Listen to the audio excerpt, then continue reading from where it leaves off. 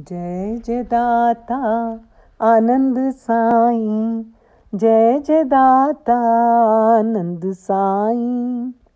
ओम साईं अमृत सागराय नमः। काहे अब तू प्यासा रहता, घट में रहना सीख जरा। घट भीतर है मधुर सरोवर, रस से भरा अमृत से भरा। समझ समझ समझ ले राही, अपनी मंजिल आप ही हैं। अपना आप नहीं पाया तो जीवन दुख संताप ही है।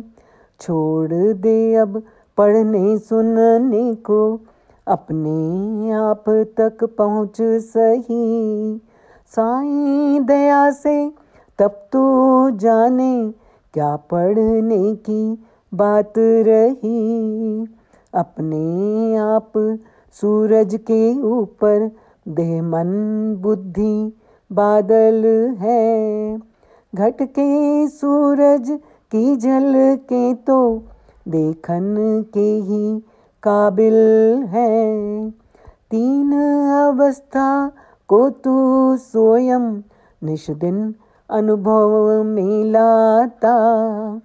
आप सदा तू एक रस रहता, ना तू आता ना जाता, ना तू आता ना जाता। ओम साई आनंद पुरुषाय नमः। श्री साई गीता श्लोक नंबर 465। श्री साई गीता के इस परम पावन श्लोक में श्री आनंद साईं जी समझाते हैं कि जीव के अंदर ही सब कुछ है, इधर उधर भटकने की आवश्यकता नहीं है। अंदर ही हमारे अमृत का सागर है, सर्व रसों का सार है। हम ही अपनी मंजिल है। अपनी भटकन बंद करके भीतर में रहना, घट में रहना है, ये बात समझना बहुत ज़रूरी है। अगर हम अपने आप को नहीं पाते हैं तो जीवन में दुख और संताप ही रहता है। पूरा जीवन तोते की तरह पढ़ते रहे या सुनते रहे तो कोई फ़ायदा नहीं, पूरा जीवन व्यर्थ जाता है। इसीलिए हमें अपने आप को पाना है, खुद को जानना है। श्री साईं जी की दया से ही हम अपने को पा सकते हैं। घट अंदर का प्रकाश सूर्य के समान है, लेकिन उसे देह मन और बुद्धि बादल बनकर ढके हुए हैं। देह में रहते हुए हमें अंतर के प्रकाश को पहचानना है। बुद्धि और मन को श्री साईं जी के चरणों में सौंप देना है। तीन अवस्था को तो हम निष्दिन अनुभव में लाते हैं, बचपन, जवानी और बुढ़ापा। ये जीव की तीन अवस्थाएं हैं, और जो चौथी अवस्था है वह अतुलनीय है, जिसमें जीव सदा एक रस ही रहता है। वो न आता है न जाता है। आज आपको एक वैरागी का किस्सा सुनाती हूँ। एक साधु को एक नाविक रोज इस पार से उस पार ले जाता था, बदले में कुछ नहीं लेता था। नाविक सरल था, पढ़ा लिखा नहीं था, पर समझ की कमी नहीं थी।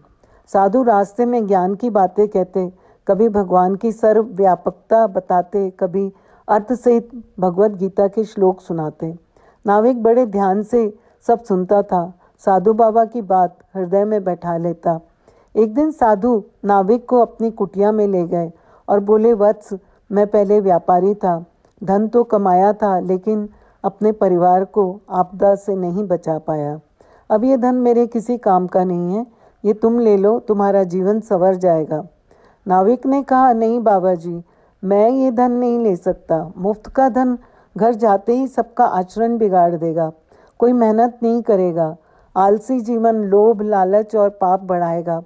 आप ही ने बताया है कि ईश्वर हर जगह रहता है। मुझे तो आजकल लहरों में भी ईश्वर दिखाई देते हैं। जब मैं मेरे प्रभु की नज़र में ही हूँ, मैं अपना कर्तव्य करूँ, शेष अपने ईश्वर पर छोड़ दूँ। ये प्रसंग एक सवाल छोड़ गया कि इन पात्रों में साधु कौन है। एक वो जिसे दुख आया, सन्यासी बन गया, भगवा पहन लिया, धर्म ग्रंथों का अध्ययन किया, समझाने लायक स्थिति में आ गया, फिर भी धन की ममता नहीं छोड़ पाया, सुपात्र की तलाश करता रहा। दूसरी तरफ निर्धन नाविक, सुबह खा लिया तो शाम का पता नहीं, फिर भी पराये धन की ललक नहीं। संसार में लिप्त रहकर भी निर्लिप्त रहना आ गया। ओम साई राम, जय साई राम।